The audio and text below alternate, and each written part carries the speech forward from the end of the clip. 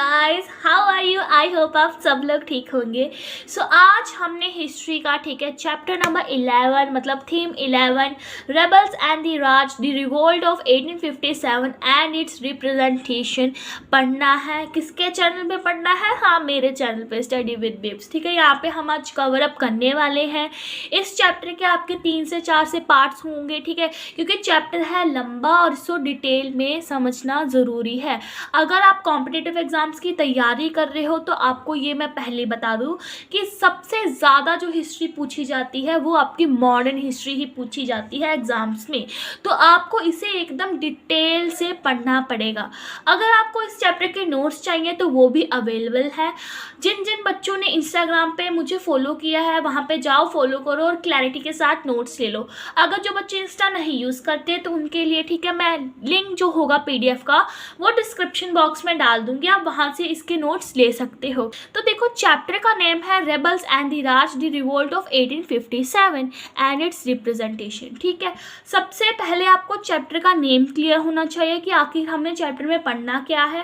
तो देखो, रेबल्स क्या होता है? रेबल्स होता है आपकी ऑर्डिनरी जनता, जो आम जनता होती है। अगर वो रिवोल्ट कर दे तो उनको हम रेबिलियन बोलते हैं। ठीक है, आम जनता जब रिवोल्ट कर देती है तब हम क्या बोलते हैं? उनको रेबिलियन। ठीक है, रिवोल्ट भी बोला जाता है उस चीज़ को। अब ये रिवोल्ट किसके खिलाफ होना था? ये होना था राज। उस टाइम पे अगर हम बात करें 1857 का टाइम पीरियड, तब भारत के ऊपर किसका कब्जा था? वो थे आपके अंग्रेज। अंग्रेज़ों का ठीक है शासन चलता था हमारे इंडिया के ऊपर।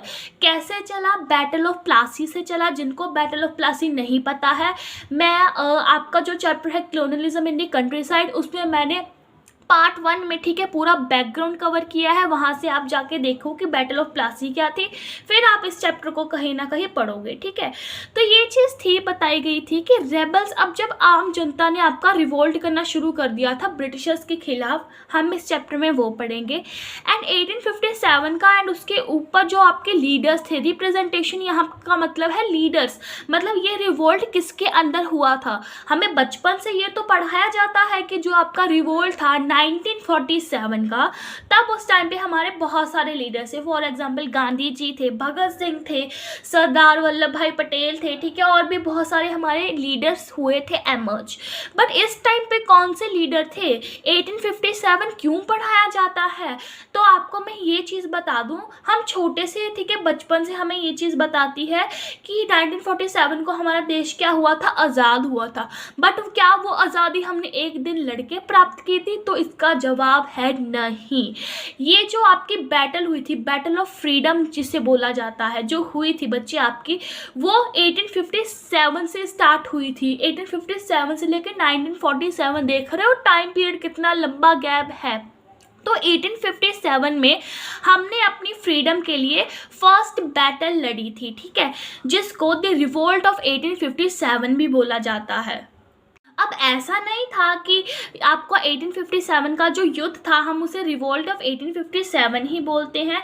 इवन अगर आप कॉम्पिटिटिव एग्जाम की तैयारी करोगे तो आपको पता लगेगा कि वी.डी. सावरकर ने ठीक है इसको अलग नाम से बुलाया था, जैसे first war of India independent. ऐसे ही बेंजामिन डिस्लेरी ने इनको नेशनल राइजिंग के नाम से बुलाया था। कई ये मानते थे कि नहीं ये रिवोल्ट नहीं थी, ये सिंपल सी एक लड़ाई थी जो हमारे सिफॉइस ने किसके खिलाफ की थी? ब्रिटिशर्स के खिलाफ में। तो ये भी एक ना कहीं कंफ्यूजन था कि मतलब रिवोल्ट हुआ भी था कि नहीं। हमें कुछ एविडेंस तो मिले हैं कि हुआ था, बट एक तरीके से हमारे पास क्लैरिटी नहीं है। हिस्ट्री जो होती है वो आपकी एविडेंस के बेसिस के ऊपर ही लिखी जाती है, बट अगर हम बोले कि वो एग्जैक्ट सही होगा तो ऐसा नहीं है। ठीक है, ये चीज़ बताई गई थी। अब 1857 के बारे में अगर आप हायर क्लासेस में पढ़ोगे तो उसके वेराइटीज ऑफ नेम्स हैं। ठीक है, तो आप कंफ्यूज मत होना, ये चीज़ मैंने आपको एक्स्ट्रा बताई है। ठीक है, बुक में ये चीज़ नहीं लिखी गई कि 1857 के रिवोल्ट को क्या क्या बोला जाता था। स्टार्ट करने से पहले ठीक है आपको थोड़ा सा बैकग्राउंड भी पता होना चाहिए कि आखिर ये कहानी शुरू कैसे होती है। हम 1857 का जो रिवोल्ट है वो स्टार्ट कैसे करते हैं। तो देखो, जो आपका पेज नंबर है 288 पे जो आपका ग्रीन कलर सा बड़ा सा डब्बा बनाया गया है, बॉक्स बना है आपकी बुक में, उसमें पूरी कहानी बताई गई है, मतलब आपका बैकग्राउंड बताया गया है। तो बैकग्राउंड हम स्टार्ट करते हैं, मतलब कहानी शुरू कहाँ से होती है। देखो, दोपहर का टाइम था, 10 मई 1857 में मेरठ के अंदर क्या होता होता है, म्यूटिनिटी लॉन्च हो जाती है। अब ये म्यूटिनिटी क्या है, पहले आपको इसका मतलब समझना चाहिए। देखो म्यूटिनिटी उसको बोलते हैं जब सोल्जर्स आपके, ठीक है, प्रोटेस्ट करना स्टार्ट कर दे आपके गवर्नमेंट के खिलाफ, ठीक है, उसको क्या बोला जाता है, म्यूटिनिटी। जब सोल्जर्स क्या करे, प्रोटेस्ट करना प्रोटेस्ट स्टार्ट कर दे आपके गवर्नमेंट के खिलाफ, ठीक है, क्या बोलते हैं हम उसको, म्यूटिनिटी। अब 10 मई 1857 का ये टाइम पीरियड था जब ये मेरठ के अंदर म्यूटिनिटी इन्होंने स्टार्ट की थी। ये म्यूटिनिटी इन्होंने कैसे स्टार्ट की थी, देखो सबसे पहले आपके जो सोल्जर्स में कैटेगरी आती है इन्फेंट्री की। इन्फेंट्री क्या होता है, पैदल सेना, उन्होंने स्टार्ट की थी ये म्यूटिनिटी। उसके बाद ये म्यूटिनिटी कहाँ फैली, कैलेवरी में। कैलेवरी क्या होते हैं, जो घोड़ों की सेना होती है, वहाँ पे फैली। धीरे धीरे ऑर्डिनरी लोग भी इस म्यूटिनिटी में शामिल होते गए। तो सबसे पहले, ठीक है, आपकी बुक में ये बताया गया है कि जब म्यूटिनिटी इन्होंने की थी, मतलब इन्फेंट्री, कैलेवरी एंड ऑर्डिनरी पीपल ने मिलके जब आपकी म्यूटिनिटी की थी, रिवोल्ट किया था गवर्नमेंट के खिलाफ, ठीक है, सोल्जर्स ने रिवोल्ट किया था गवर्नमेंट के खिलाफ। मेरे वर्ड्स को ध्यान से सुना करो। देखो म्यूटिनिटी मतलब होता है जब सोल्जर्स ने रिवोल्ट किया था। आगे मैं आपको डिफरेंस भी बताऊंगी कि रिवोल्ट और म्यूटिनिटी में क्या फ़र्क था, ठीक है। तो देखो सोल्जर्स क्या करते हैं, रिवोल्ट स्टार्ट कर देते हैं, मतलब म्यूटिनिटी लॉन्च करते हैं अपनी ब्रिटिश सरकार के खिलाफ। अब इस म्यूटिनिटी में वो सबसे पहले जाके, ठीक है, आपके बेल ऑफ आर्म को कैप्चर करते हैं। अब बेल ऑफ आर्म क्या है, बेल ऑफ आर्म उससे बोला जाता है जहाँ पे ब्रिटिशर्स अपने वेपन्स वगैरह रखे जाते थे, मतलब एक तरीके का ये स्टोर हाउस होता था जहाँ पे ये अपने हथियार वगैरह रखते थे। धीरे धीरे क्या हुआ, सिफोयस ने उनके बंगलोज को जलाना शुरू कर दिया, ऑफिशियल रिकॉर्ड सारे तहस नहस कर दिए। क्यों किए ऑफिशियल रिकॉर्ड तहस नहस, क्योंकि हमने पीछे चैप्टर में पढ़ा, कॉलोनियलिज्म एंड दी कंट्रीसाइड में पढ़ा कि 5th रिपोर्ट में उन्हें अब क्या करना पड़ता था, सारे रिवेन्यू रिकॉर्ड्स लिखने पड़ते थे कि इस बंदे की ज़मींदारी रहती है, इसने हमें रिवेन्यू नहीं दिया, इसका हमने वापस करना है, फलाना ढिमकाना, ठीक है, ये सब चीज़ें लिखी जाती थी। अब सिफोयस को गुस्सा चढ़ गया था। सिफोयस मतलब क्या, आपके सोल्जर्स, ठीक है, उनको गुस्सा चढ़ गया था कि ये हमारे साथ गलत अब खिलवाड़ कर रहे हैं, हमारी प्रॉपर्टीज़ का मिसयूज़ कर रहे हैं, तो अब हम नहीं इनकी बात सुनेंगे। तो उन्होंने जितने उनके पास रिकॉर्ड थे, मतलब जितना डेटा उनके पास था कि किसने कितनी ज़मीन देनी है, वो सब क्या कर दिया, जला दिया गया। आगे जितना उनका खजाना था उसको भी तहस नहस कर दिया। जेल, कोर्ट्स, आपके पोस्ट ऑफिस, इनको भी बहुत ज़्यादा हार्म पहुंचाए। हमें आगे ये भी बताया गया था कि इवन जो टेलीग्राफ लाइन थी, मतलब टेलीग्राफ लाइन क्या होती है, कम्युनिकेशन के लिए आपकी यूज़ की जाती है, जो दिल्ली में बिछाई गई थी, ठीक है, उसको भी इन्होंने क्या कर दिया था, कट ऑफ कर दिया था। इवन जो सिफोयस थे वो बाद में दिल्ली की तरफ चले गए, मतलब ये सब चीज़ें करके वो दिल्ली की तरफ गए। दिल्ली की तरफ क्यों गए मैं आपको आगे बताऊँगी। देखो टेलीग्राफ लाइन पहले क्यों काटी, आप ये भी समझो। टेलीग्राफ लाइन इसलिए काटी कि समझ लो इन्होंने मेरठ के ऊपर अटैक कर दिया ब्रिटिशर्स के खिलाफ। अब देखो मेरठ से वो सीधा सीधा बता देंगे कि दिल्ली वाले तुम सावधान हो जाओ, ये सिफोयस तुम्हारी तरफ आ रहे हैं, तो वो ना कहीं अवेयर हो जाएंगे, है ना, जैसे न्यूज़ में होता है, कोई इंसिडेंट हुआ हो, हमें पता लग जाए तो हम क्या हो जाते हैं, अवेयर हो जाते हैं उस चीज़ से। तो ये चीज़ ना बता, मतलब ब्रिटिशर्स ना बच पाए, इसलिए उनकी क्या कर दी गई थी, टेलीग्राफ लाइन को कट कर दिया गया था। अब देखो जो सिफोयस थे, ठीक है, उन्होंने मेरठ के ऊपर तो एकदम हल्ला बोल दिया था, मतलब मेरठ के अंदर जो सिचुएशन थी वो बहुत ज़्यादा ख़राब कर दी गई थी। अब इन्होंने दिल्ली की तरफ शिफ्ट होना था, मतलब दिल्ली की तरफ जाना था। ये क्यों जाना था मैं आपको ये चीज़ बताती हूँ। देखो 11 मई को क्या होता है, जो आपके सिफोयस होते हैं वो लाल किले की तरफ पहुँचते हैं, दिल्ली में पहुँचते हैं, एंड वहाँ पर मुग़ल किंग था आपका बहादुर शाह, ठीक है, उसको ऊपर उसके पास में जाके उनको पूरी कहानी बताते हैं कि हमने ब्रिटिशर्स के घर, उनके ऑफिशियल रिकॉर्ड्स, उनके बंगलोस वगैरह जितने भी थे, उसके अगेन क्या कर दी है, म्यूटिनिटी कर दी है, मतलब रिवोल्ट स्टार्ट कर दिया है। तो बहादुर शाह पूछता है कि क्यों किया तुमने ऐसा, क्यों, क्या कारण रहा होगा। देखो जो सिफोयस थे ना, इवन अगर आप कोई भी मुगल कोर्ट के जब अंदर जाते हो तो हमें इवन फिल्म्स में भी दिखाया जाता है कि कितनी तहजीब के साथ, ठीक है, कोई भी आदमी वहाँ पे जाता है, पाए भोस, मतलब एक ग्रांटिंग करने का तरीका था, ठीक है। मुगल एम्पायर के साथ ऐसे जाके आपने क्या बोलते हैं इसको, प्रणाम करना है, ये सब चीज़ें होती थी। बट सिफोइस इतने ज़्यादा गुस्से में थे कि उन्होंने पूरा कोर्ट को ऐसे बिखर के ना अंदर चले गए। कोर्ट की जो एक्टिविटीज़ थी उनको इनकार करके सीधा ही अंदर घुस गए, मतलब आपके घर के अंदर सीधा ही कोई घुस गया। इतना ज़्यादा उनको टेंशन थी कि हमने ब्रिटिशर के साथ ये चीज़ कर दी है। अब सिफोइस ना इसको सारा इंसिडेंट बताते हैं बहादुर शाह को, तो वो उसका ना रीज़न पूछता है कि तुमने ऐसा क्यों किया। जो सिफोइस होते हैं, ठीक है बच्चे, वो आपका ना, ठीक है, आगे चल के रीज़न बताते हैं कि हमने म्यूटिनिटी क्यों की, रिवोल्ट क्यों किया। देखो, आप गवर्नमेंट के खिलाफ रिवोल्ट कब करते हो, जब आप किसी उसकी चीज़ से सेटिस्फाइड ना हो, ठीक है। तो जो सबसे बड़ा और सबसे मेन रीज़न माना जाता था म्यूटिनिटी ऑफ 1857, मतलब रिवोल्ट जो था आपका 1857 का, सबसे बड़ा रीज़न था वो था एनफील्ड राइफल। एक ना ब्रिटिशर्स ने ना आपकी एक बंदूक को, ठीक है, बनाया था जिसका नेम था एनफील्ड राइफल, एंड उसके अंदर एक आपकी ना गोली होती थी जिसका नेम था कैट्रिज। ध्यान से सुनना जो मैं बात बता रही हूँ, क्योंकि बोर्ड के लिए यहीं से क्वेश्चन पूछे जाते हैं। एक बंदूक थी, ठीक है, उसका क्या नाम था, एनफील्ड राइफल, एंड उसकी जो गोली थी उसको हम बोलते थे कैट्रिज। अब देखो, ये जो बंदूक थी ना, इसको छील के रीलोड किया जाता था, छील के मतलब भरा भुरा जाता था इसकी गोली वगैरह को। और ये जो कैट्रिज होती थी, मतलब ये गोली का नेम है, ठीक है, कैट्रिज। ये जो आपकी कैट्रिज होती थी ये किससे बनी होती थी, काउ एंड पिग के मीट से, ठीक है, मतलब उससे ग्रीस करके, ठीक है, इसको बनाया जाता था, काउ एंड पिग के ग्रीस करके। अब इसमें हमें क्या प्रॉब्लम थी, अब ध्यान से सुनना। देखो, काउ जो होती है वो हिंदू धर्म में सबसे ज़्यादा स्केयर्ड चीज़ मानी जाती है, मतलब सैक्रेड चीज़ मानी जाती है, प्योर, ठीक है। इसी दौरान जो पिग है उनको अच्छा नहीं माना जाता मुस्लिम धर्म में, ठीक है। इवन पिग का नेम लेना भी मुसलमान्स के लिए बहुत ज़्यादा वो होता है कि हमने इनका नाम भी नहीं लेना।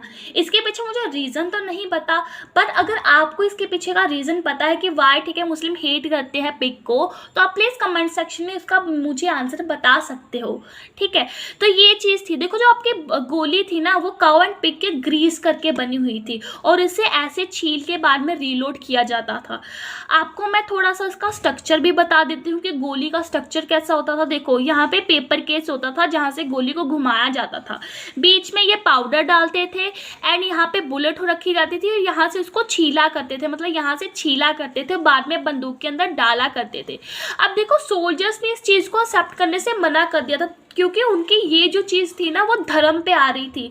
काऊ का मीट हम कैसे काट सकते हैं, अगर हम काऊ के मीट को छीलेंगे तो इसका मतलब ये हो गया ना हम क्रिश्चियन बन जाएंगे, क्योंकि हमारे धर्म में तो ये बात बताई गई है कि आपको काऊ को क्या मानना है, प्योर मानना है। और ऐसे ही मुसलमान के धर्म में भी था कि अगर आप ऐसा करोगे तो आपका रिलीजन क्या हो जाएगा, कन्वर्ट हो जाएगा। बेसिकली ये ब्रिटिश ये बंदूक को क्यों उन्होंने इंट्रोड्यूस किया था, एनफील्ड राइफल को, इसीलिए कि जो ये ये जो हिंदूज है ना, ये मुसलमान जो है अपना, ठीक है, रिलीजन क्या हो, कन्वर्ट कर ले। ज़्यादा से ज़्यादा ब्रिटिशर्स यही हमारे साथ किया करते थे, रिलीजन को कन्वर्ट करवाया करते थे। कई बार तो पैसे देकर कन्वर्ट करवाया करते थे, कई बार ऐसी गंदी हरकतें करके हमारा रिलीजन कन्वर्ट करवाया करते थे। अब ये चीज़, ठीक है, सिफोइस को बिल्कुल भी अच्छी नहीं लगती कि हमने नहीं भाई ये तुम्हारी गन को छील के, ठीक है, इसमें रीलोड करनी है, हमसे नहीं ये हो पाएगा। तो इसी कारण को ये पूरा बहादुर शाह को जाके बताते हैं। तो अब आप ये भी सोच रहे होंगे कि आखिर ये बहादुर शाह के पास क्यों आए। तो देखो, इन्होंने जो म्यूटिनिटी लॉन्च की थी उसके लिए इनको एक लीडर चाहिए था, मतलब जिसके अंदर ये सारा काम हो सके, ठीक है, म्यूटिनिटी का काम हो सके। अगर आपके पास लीडर होगा तो म्यूटिनिटी क्या होगी, सक्सेसफुल होगी। अगर लीडर ही इनसफिशिएंट है तो म्यूटिनिटी भी आपकी सक्सेसफुल नहीं होगी। तो ये सारा किस्सा इनको बताते हैं नीचे, ठीक है, रीज़न मैंने अभी आपको समझाया। तो बाद में बहादुर शाह से बोलते हैं कि हमें आपकी ब्लेसिंग्स चाहिए, हमें ना एक लीडर चाहिए जिससे क्या होगा, हम ये जो फिरंगी राज है, फिरंगी राज को बेसिकली ब्रिटिशर्स का राज बोला गया है। सिफोइस, ठीक है, ब्रिटिशर्स को फिरंगिस बोलते थे, फिरंगिस मतलब फॉरेनर्स बोलते थे कि ये जो फिरंगिस राज है इसको हम टॉलरेट नहीं कर सकते और इसीलिए हमने म्यूटिनिटी स्टार्ट की है। देखो, बहादुर शाह चाहता तो नहीं था कि मैं इनका लीडर बनूं, बट वो डर ही इतना गया था क्योंकि उसके दरबार के अंदर, उसके कोर्ट के अंदर ढेर सारे सिफोइस आ गए थे जिससे वो बहुत ज़्यादा घबरा गया था। तो मन ना मानने के कारण ठीक है उसको क्या करना पड़ा, इनकी लीडरशिप एक्सेप्ट करनी पड़ी। किस एरिया के अंदर? दिल्ली के अंदर, ये याद रखना, ठीक है। इसका मन नहीं था बट फिर भी इसको लीडरशिप की जो वो थी आपकी पोस्ट थी, ठीक है, उसको एक्सेप्ट करना पड़ा था। So next topic we have patrons of the rebellion. अब ये जो रेबेलियन करते थे, मतलब रिवोल्ट ये करते थे, इनका क्या पैटर्न होता था? समझ लो आपने, ठीक है, फेयरवेल पार्टी करनी है, आपका कुछ तो पैटर्न होगा ना कि पहले आपने एंकरिंग करानी है, फिर डांस कराना है, फिर वोट ऑफ थैंक्स करवानी है, ये चीज़। और इनका क्या होता था, मतलब इनको पता कैसे लगता था कि अब हमने रिवोल्ट करना है और अब हमने शांत हो जाना है? इस टॉपिक में हम वही पढ़ेंगे। तो ये आपकी हेडिंग है, तो हमारा फर्स्ट सब पॉइंट है वो है हाउ द म्यूटिनिटी कैसे शुरू होती थी, हम इसके बारे में पढ़ेंगे। देखो म्यूटिनिटी का मैंने आपको मतलब बता दिया। म्यूटिनिटी क्या होती है? वो चीज़ जब सोल्जर्स गवर्नमेंट के खिलाफ क्या करते हैं, रिवोल्ट स्टार्ट कर देते हैं। ये म्यूटिनिटी का सिग्नल इनको कैसे मिलता था? पहली बात तो ये शाम के टाइम पे, ठीक है, एक गन फायर किया करते थे, मतलब इवनिंग गन फायरिंग होती थी। एक बंदूक की गोली मारी, चलो जी पता लग गया कि अब हमने क्या करना है, रिवोल्ट स्टार्ट करना है, सारे इकट्ठा हो जाओ। सेकंड वन इज दैट कि साउंड ऑफ बगल। बगल क्या होता है? एक इंस्ट्रूमेंट होता है बाजे की तरह, जो शादी में नहीं हो यार बजाते होते हैं, एक लॉन्ग इंस्ट्रूमेंट। अभी मैंने हेडिंग के साइड में भी बनाया था, ठीक है, पीछे एक सोल्जर्स की पिक्चर बनाई है, एक बगल की पिक्चर बनाई है, तो आप वो देख सकते हो। तो उसे बजा के भी, ठीक है, इनका वो शुरू हो जाता था कि अब हमने क्या करनी है, म्यूटिनिटी स्टार्ट करनी है। देखो जो इन्होंने म्यूटिनिटी की थी, सबसे पहले ये बेल्लो फार्म को कैप्चर किया था, फिर ट्रेजर्स वगैरह उनके खजाने होते थे उनको कैप्चर किया था, गवर्नमेंट के जितनी बिल्डिंग्स थी वहाँ पे गए थे, बंगलोस एंड रिकॉर्ड रूम सब तबाह कर दिया था। इवन ये कम्युनिकेशन के लिए, ठीक है, 3 लैंग्वेज का यूज़ किया करते थे, हिंदी, उर्दू और पर्शियन, जिसको आपकी बुक में प्रोक्लेमेशंस भी लिखा गया है। ये भी बताया गया है कि जब ऑर्डिनरी जनता, ठीक है, आपकी रिवोल्ट के साथ मिल गई थी, तब इनका जो टारगेट था वो और भी ज़्यादा वाइडेंड हो गया। मतलब पहले तो रिवोल्ट कहाँ पे हो रहा था, अकेला मेरठ और दिल्ली के बीच में, बट अब रिवोल्ट के 3 मेन एरियाज बन गए थे। कौन कौन से? लखनऊ, कानपुर और बरेली। आपके प्लीजेंट्स थे वो ऐसे नहीं थे कि अकेला ब्रिटिशर्स को ही टारगेट बना रहे हैं, बट जो ब्रिटिश के साइड जो जिनका अलायंस भी है ना, मतलब हमारे ही इंडियन भाई बहन जो अंग्रेजों के साथ मिले हैं ना, उनके भी छितर बजा आ रहे थे। मतलब इतनी गंदी सिचुएशन थी कि तुम उनके साथ क्यों जाके मिले हो, ठीक है, उनका भी हाल बेहाल हो गया था। इवन जो आपका इंडिविजुअल ब्रिटिशर्स था, मतलब अकेला एक एक गोरा जो था ना, वो भाग रहा था अपनी जान बचा के कि मुझे अब क्या करना है, अपनी जान तो बचानी है, साथ में अपनी फैमिली की भी जान बचानी है। और इस सिचुएशन को पूरी को देख के आपके एक ब्रिटिश ऑफिसर थे जिन्होंने ये बात बोली थी that the British rule was collapsed like a house of card, कि जो आपका ब्रिटिश रूल होगा वो कोलैप्स्ड हो जाएगा, गिर जाएगा जैसे ताश के पत्ते गिरते हैं। आगे हमारे पास टॉपिक है लाइंस ऑफ कम्युनिकेशन। अब इनमें कम्युनिकेशन कैसे होता था? देखो पहला तो ये सिग्नल दिया करते थे, ठीक है, इवनिंग गन फायरिंग के साथ एंड बगल की साउंड के साथ। अब इनमें कम्युनिकेशन कैसे होता था? क्या ये चिट्ठी वगैरह भी लिखा करते थे अगर किसी को मैसेज पहुंचाना है? अब हमें ये तो समझ में आ गया टॉपिक पढ़ के कि इनमें प्लानिंग एंड कोऑर्डिनेशन दोनों चीज़ें बहुत अच्छी होती थी। तो उससे रिलेटेड ही यहाँ पे 3 एविडेंस भी हमें बताए गए हैं। फर्स्ट एविडेंस में ये लिखा गया था कि जो आपकी 7th ऑफ द इरेगुलर कैलेवरी थी। देखो कैलेवरी क्या होता है? जो घोड़े की सेना होती है। इरेगुलर जो परमानेंट नहीं है, सिर्फ टेम्पररी रखी है, मतलब जब उसकी ज़रूरत होगी ना तब आपको बुलाया जाएगा काम के लिए। अवध आज का बिहार को बोला जाता है एंड 7th मतलब जो 7वें नंबर पे इन्होंने कमेटी बनाई थी।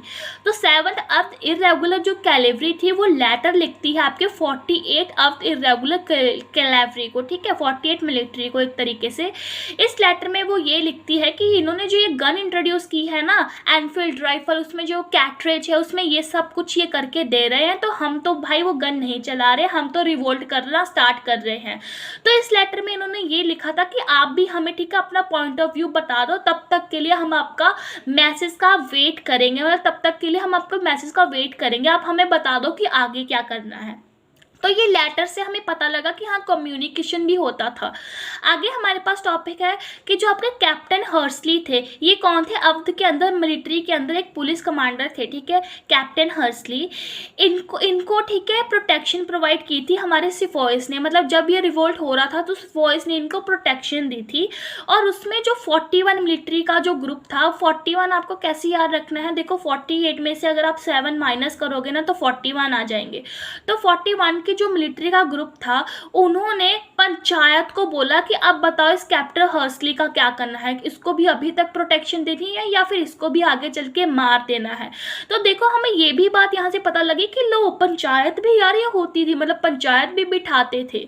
तो आगे हमारे पास थर्ड एविडेंस ये है, मतलब थर्ड एग्जाम्पल ये है कि ये भी बताया जाता था कि आपका एक अंग्रेज था चार्ल्स बॉल्स, उसने लिखा था, उसने ये बताया था कि जो इनकी पंचायत होती थी, मतलब ये जो सोल्जर्स होते थे सिफॉइस, इनकी जो पंचायत होती थी वो बेसिकली कानपुर में ये बिठाया करते थे। और इनकी पंचायत कब की जाती थी? वो शाम के टाइम पे की जाती थी।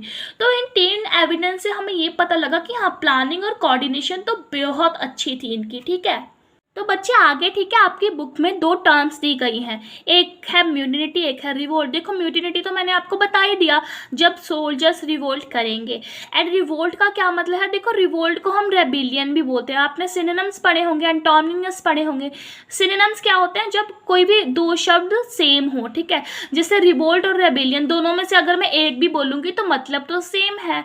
अब रिवोल्ट क्या होता है? रिवोल्ट वो होता है जब आपकी आम जनता, आपके आम लोग, ठीक है, स्टार्ट करे प्रोटेस्ट किसके खिलाफ? आपकी पावर एंड अथॉरिटी के खिलाफ। आम जनता जब रिवोल्ट करती है, जब विद्रोह करती है, तब हम उसे रिवोल्ट या फिर रेबिलियन बोलते हैं। जब सोल्जर्स करते हैं तब हम उसे क्या बोलते हैं? म्यूटिनिटी। तो next point we have leaders and the followers. देखो अभी मैंने आपको बताया कि जो सिफॉइस थे वो भी ठीक है भागे भागे दिल्ली में गए थे, लाल किले में गए थे बहादुर शाह से मिलने के लिए। क्यों? क्योंकि उन्हें एक लीडर चाहिए था। अब ऐसा ही था आपके उस टाइम पे एक लीडर नहीं था। इवन अगर हम 1947 के रिवोल्ट की बात करें, फ्रीडम ऑफ स्ट्रगल की बात करें, तब भी महात्मा गांधी का अकेले का कॉन्ट्रीब्यूशन नहीं था, और भी आपके लीडर्स थे। ऐसे ही उस टाइम पे भी ठीक है बहुत सारे लीडर्स थे आपके। अब हमने वो पढ़ने हैं। टॉपिक स्टार्ट करवाने से पहले ये बात बता दूं कि इसमें से 1 मार्क्स के क्वेश्चन बहुत ज़्यादा बनते हैं, मैचअप्स भी आ सकते हैं और फिलअप्स भी आ सकते हैं, तो इसको ध्यान से सुनना। अब देखो दिल्ली का तो हमें केस पता लग ही गया कि बहादुर शाह जो थे, ठीक है, उनके पास ये आते हैं एंड वो बोलते हैं कि आपको लीडर दो। मैंने आपको पीछे पूरी कहानी एक्सप्लेन कर दी।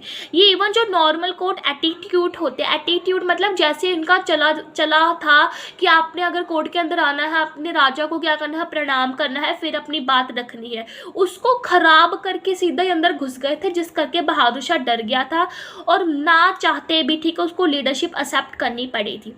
Next we have Kanpur. अब कानपुर के अंदर ठीक है आपके एक लीडर एमर्ज हुए जिनका नाम था नाना साहिब। नाना साहिब बेसिकली सक्सेसर थे पेशवा बाजीराव सेकंड के। सक्सेसर क्या होता है? मतलब नाना साहिब के जो पहले जो आए थे व्यक्ति पेशवा बाजीराव, ठीक है, उसको सक्सेसर बोला जाता है।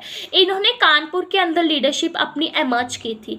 ऐसे ही हम बिहार के बारे में पढ़ेंगे। देखो बिहार को उस टाइम पे अरहा भी बोला जाता था। एग्जाम में दोनों ही ठीक है क्वेश्चन आ जाते हैं कि चाहे आप अरहा के बारे में बताओ या फिर बिहार के लीडर के बारे में बताओ। तो बिहार के अंदर एक लोकल जमींदार थे जिनका नाम था कुंवर सिंह, ठीक है, कुंवर सिंह। इन्होंने अपनी भूमिका बिहार के अंदर निभाई थी। आगे है आपके पास झांसी। झांसी के अंदर तो हमने बचपन से 6th क्लास से कहानी सुनी है, खूब लड़ी मर्दानी वो तो झांसी वाली रानी थी, ठीक है। ऐसे ही आपने याद रखना है कि झांसी के अंदर कौन लीडर थे? रानी लक्ष्मी। अब देखो अवध के अंदर जो लीडरशिप की भूमिका निभाते हैं वो निभाते हैं आपके बिरजिस कादिर। बिरजिस कादिर बेसिकली नवाब वाजिद अली शाह के ठीक है बेटे थे। वाजिद अली शाह के बारे में भी हम पढ़ेंगे कि कैसे इन्हें अवध की कुर्सी से हटाया जाता है। ब्रिटिशर्स इनको ठीक है अवध की कुर्सी मतलब उनकी गद्दी से हटा देते हैं। कैसे हटाते हैं वो हम आगे टॉपिक में पढ़ेंगे। ऐसे ही मेरठ और लखनऊ के अंदर भी ठीक है लीडर्स बने। मेरठ के अंदर फकीर्स होते थे जो मतलब फ़कीर क्या होते हैं जो आपको टीचिंग प्रोवाइड्स करते थे कि मतलब जो ब्रिटिशर्स हैं वो हमारे लिए बहुत ज़्यादा खतरनाक है, इनको हटाना पड़ेगा, ऐसी टीचिंग्स दिया करते थे। लखनऊ के अंदर भी यही चीज़ था। आगे हमें ये बताया गया है कि गोनो, ठीक है, एक ट्राइबल कम्युनिटी कोल के अंदर एक मेंबर था, ये व्यक्ति का नाम है, ठीक है, गोनो।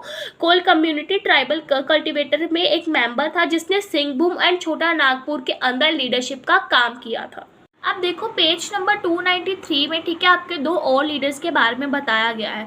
अगर आपको लीडर्स के ऊपर क्वेश्चन आएगा तो इन दोनों लीडर्स को मिलाकर ही क्वेश्चन आएगा, ठीक है, मिलाकर आएगा। तो आपको ये दो लीडर्स भी याद रखने हैं, एक है आपका शाहमल और एक है मौलवी अब्दुल्ला शाह, ठीक है। हम इन दो लीडर्स के बारे में पढ़ेंगे। तो सोर्स 1 में ये बताया गया है कि शाहमल जो थे, ठीक है, वो आपका बरूट उत्तर प्रदेश का एक एरिया है, उसके अंदर इन्होंने अपनी लीडरशिप की भूमिका निभाई थी। ये जो थे बच्चे आपके बेसिकली जाट कल्टीवेटर्स थे जो कि 84 विलेजेस में फैले हुए थे। अब जाट कल्टीवेटर्स वो वाले कल्टीवेटर्स जिनको, ठीक है, इकट्ठा करके रिवेन्यू वगैरह ज़मींदार को देना पड़ता था, एंड ज़मींदार जो भी मनी लेंडर होता था वो आगे चल के राजा को देता था।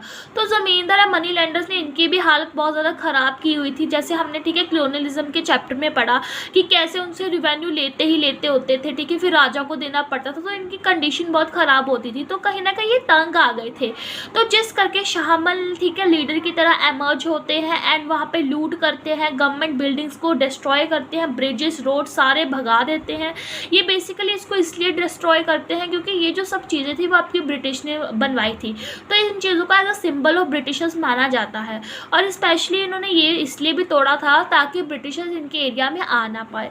जितने भी कनेक्शन सिस्टम्स थे, ठीक है, उनको भी इन्होंने डिस्ट्रॉय करना शुरू कर दिया।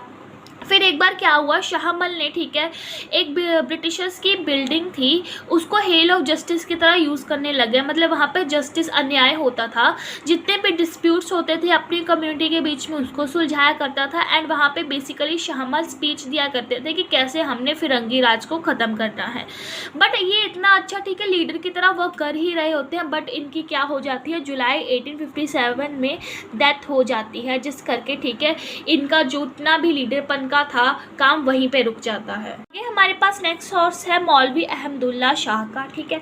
इसमें हमने क्या पढ़ना है, देखो मौलवी अहमदुल्ला शाह के बारे में पढ़ना है कि इन्होंने कैसे लीडरशिप की भूमिका अपनाई थी। अब देखो ये इनको ना डंका शाह भी बोला जाता था, मौलवी अब्दुल्ला शाह को। क्यों?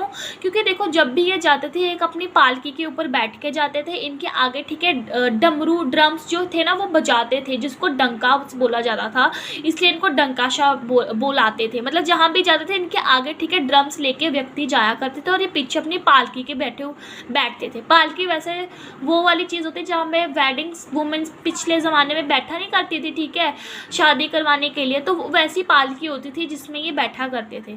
इनकी जो एजुकेशन थी हैदराबाद में हुई थी, वहाँ पे ये प्रीचर्स बने जिन्होंने जिहाद के बारे में टीच करना शुरू कर दिया। जिहाद मतलब रिलीजियस वॉर, आपको कैसे लड़नी है उसके बारे में बताना शुरू कर दिया।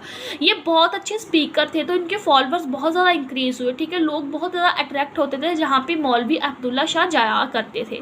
आगे चल के लोगों ने इनको प्रॉफिट मानना शुरू कर दिया, प्रॉफिट इन सेंस ऑफ कि मैसेंजर ऑफ गॉड मानना शुरू कर दिया, ठीक है। प्रॉफिट मतलब क्या होता है, मैसेंजर ऑफ गॉड मतलब भगवान का एक फरिश्ता। ये जब लखनऊ जा रहे थे तो एक बार ये क्या हुआ, इनको, ठीक है, जेल में बंद करना स्टार्ट कर दिया था। फैज़ाबाद में इनको जेल में बंद किया था। अब जेल में बंद क्यों किया गया था, क्योंकि लोग बहुत इनके पीछे लग रहे थे प्रोटेस्ट करने के लिए, इसलिए लखनऊ जा रहे थे तो उनको फैज़ाबाद की जेल में बंद कर देते हैं।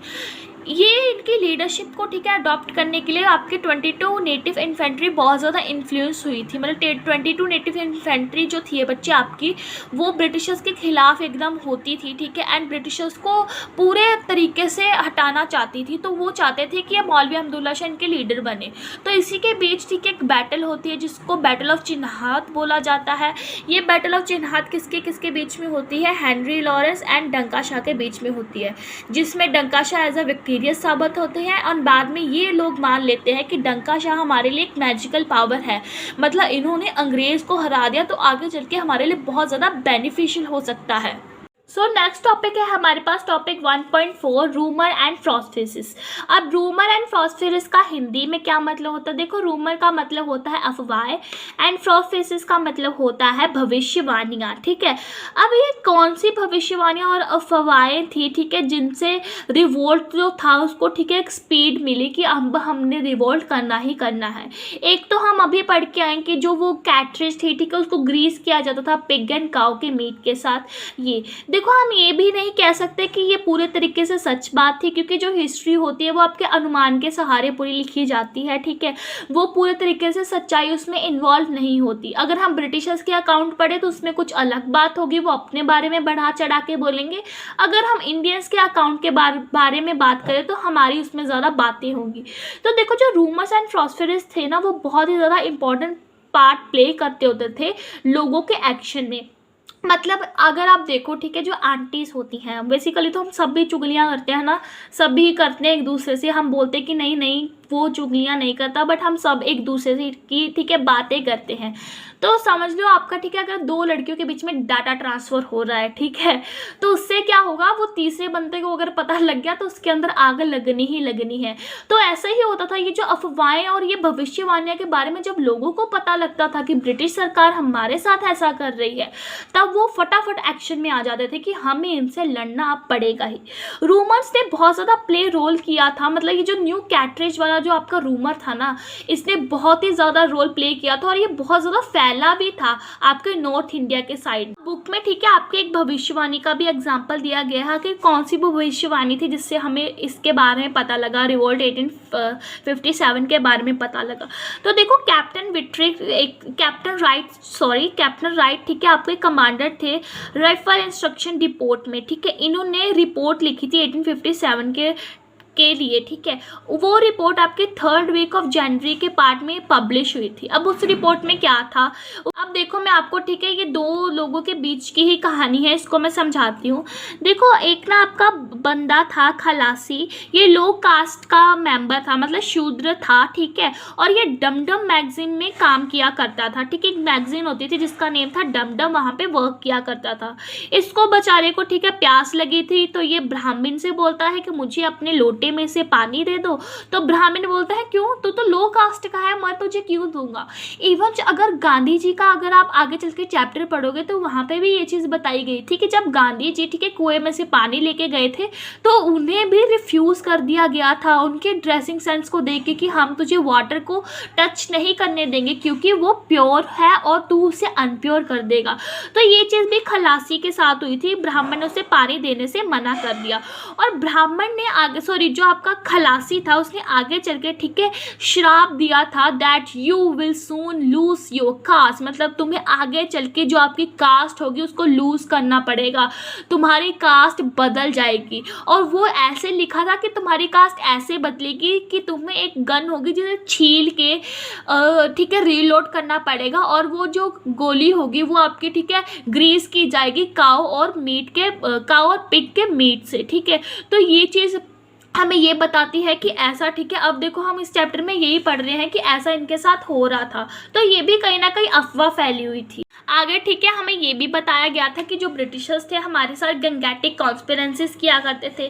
बेसिकली गंगैटिक कॉन्स्पिरेंसी क्या मतलब है कि हमारा जो रिलीजन था, हिंदू और मुस्लिम, इसको किस में कन्वर्ट किया करते थे, क्रिश्चियनिटी के बीच में अलग अलग मेथड यूज़ किया करते थे। आगे हमें ये भी बताया गया है कि आपका ना बोन डस्ट पाउडर जो होता था ना, वो व्हीट फ्लावर में मिला दिया जाता था। मतलब आपके आटे के अंदर जो काऊ एंड पिग की बोन्स है उसका पाउडर मिला के, ये, ठीक है, आटे में मिलाया करते थे। क्यों? क्योंकि देखो, अगर आप हिंदू ने समझ लो वो खा लिया तो उसमें तो काऊ की वो है, मीट है, तो इससे क्या होगा, हमारा रिलीजन कन्वर्ट हो जाएगा। आप रिलीजन कैसे कन्वर्ट करते हो? ऐसे ही ना कि मतलब समझ लो आपके जो रिलीजन में जो बात लिखी है, अगर आप वो उसके विद्रोह, उसके उल्ट कोई चीज़ कर देते हो तो उससे क्या होगा, आपका रिलीजन कन्वर्ट हो जाएगा। इवन हमें आगे चल के ये भी पता लगा कि किसी एक बंदे ने ये भी बोला था कि जो आपका ब्रिटिश रूल है ना वो 100 साल के बाद ख़त्म हो जाएगा। 100 साल के बाद ब्रिटिश रूल इस्टेब्लिश कब हुआ? 23 जून 1857 में इस्टेब्लिश हुआ, जब आपकी बैटल ऑफ प्लासी होती है। फिर से मैं आपको ये बात बता रही हूँ कि अगर आपको बैटल ऑफ प्लासी के बारे में नहीं पता तो आप ठीक है मेरा प्लीज़ वो वीडियो चेकआउट करना, colonialism and the country side part 1, link मैं डिस्क्रिप्शन बॉक्स में दे दूंगी, तभी आपको आगे का चैप्टर समझ में आने वाला है। तो बैटल ऑफ प्लासी जब आपकी हुई थी 23 जून 1757 में होती है, ठीक है, बैटल ऑफ प्लासी। एंड अब का क्या टाइम पीरियड हम पढ़ रहे हैं? 1857। अगर हम इसको माइनस करें तो 100 ईयर्स आते हैं। तो अब कहीं ना कहीं फॉइस को ये भी लग रहा था कि जिस बंदे ने बोला था कि ब्रिटिश रूल 100 साल के बाद ख़त्म हो जाएगा, वो होने वाला है। बुक में आपकी एक और एग्जांपल दी गई है सर्कुलेशन ऑफ चपातीस के बीच में। देखो ये एग्जांपल ठीक है, इवन बुक में ये भी लिखा गया है कि इसके बारे में हमें एग्जैक्ट मीनिंग नहीं पता, क्योंकि इसमें ये बताया गया था कि आपका एक वॉचमैन होता था, वो ना चपाती बनाया करता था एंड दूसरे विलेज के लोग को पकड़ा देता था एंड उस विलेज के लोगों को बोलता था कि आपको 5 चपातीस और बना के ठीक है आगे ऐसे ही दूसरे विलेज में सर्कुलेट करवानी है। तो उससे क्या होता था, एक जगह से दूसरी जगह, तीसरी जगह से चपातीस रोटेट होती रहती थी। बट इसके पीछे का हमें लॉजिक नहीं पता कि ऐसा वो क्यों किया करते थे। डिस्ट्रीब्यूट मतलब रोटी जो डिस्ट्रीब्यूट किया करते थे एक जगह से दूसरी जगह, उसे ओमेन ऑफ एंड अपहेवल भी बोला जाता है। ओमेन का मतलब होता है कि मतलब कोई ज़रूरत के लिए जो आपकी चीज़ हो, मतलब फ्यूचर के लिए जो चीज़ होने वाली है। अपहेवल का मतलब होता है सडन चेंज। तो इससे कहीं ना कहीं उन्हें ये लगता था कि ये शायद रोटी इसलिए सर्कुलेट कर रहे हैं कि फ्यूचर में आगे चल के उनके साथ कुछ बुरा होने वाला है, तो उन्हें शायद खाने की प्रॉब्लम हो सकती है ऐसे फॉइस को, तभी ये शायद रोटी सर्कुलेट करते थे। बट बुक में यही बताया गया है कि अभी भी हमें इसका ठीक है मीनिंग नहीं क्लियर है कि ऐसा ये क्यों करते थे। नेक्स्ट टॉपिक है हमारे पास, why did people believe in rumours? आखिर क्यों इंडियंस के लोग ठीक है रूमर और अफवाहों भविष्यवाणियों में यकीन कर लेते थे? देखो कुछ तो हुआ होगा ना, तभी हम यकीन करते हैं। जो झूठा है, अगर झूठ बोली जाए, अगर हम उसे बोले तो झूठा है, तो तभी हम उसको मानेंगे ना कि हाँ इसने सच में कुछ ऐसा काम किया है। तो क्यों आखिर हम ठीक है ब्रिटिशर्स इंडियंस जो थे ठीक है वो ब्रिटिशर्स की बातों पे यकीन कर लेते थे? देखो अब इसका जो क्वेश्चन आता है ना बोर्ड में ऐसे आता है, rumour circulated only when they resonate with the deep fear and suspicions of people. यही लाइन आपको आ जाती है बोर्ड्स में एंड बोलते हैं कि इसको एक्सप्लेन करो। इसका मतलब क्या है मैं पहले आपको ये बता देती हूँ। देखो रूमर्स जो थे वो ऐसे सर्कुलेट किए जाते थे जिनके अंदर बहुत ही ज़्यादा डीप फियर, मतलब एक बहुत भरा डर ठीक है बैठा हुआ होता था एंड वो बहुत ज़्यादा सस्पिशियस होते थे। इस सिचुएशन को समझने के लिए हमें 1820 के टाइम पीरियड में वापस जाना होगा। ऐसे होता है ना फिल्म के लिए, अगर आपको पूरी सिचुएशन समझनी है, प्रेजेंट का सेम समझना है, तो आपको फिल्म में टाइटल दिया जाता है कि अब हम 100 साल पीछे की बात करेंगे। ऐसे ही अगर हमें ये समझना है कि लोग कैसे रूमर्स में बिलीव करते होते थे, तो हमें 1820 के टाइम पीरियड में जाना होगा। देखो उस टाइम पे जो आपके गवर्नर जनरल थे वो थे लॉर्ड विलियम बेंट्रिक। अब लॉर्ड विलियम बेंट्रिक ने ठीक है एक पॉलिसी अडॉप्ट की थी जिसका नेम था रिफॉर्मिंग।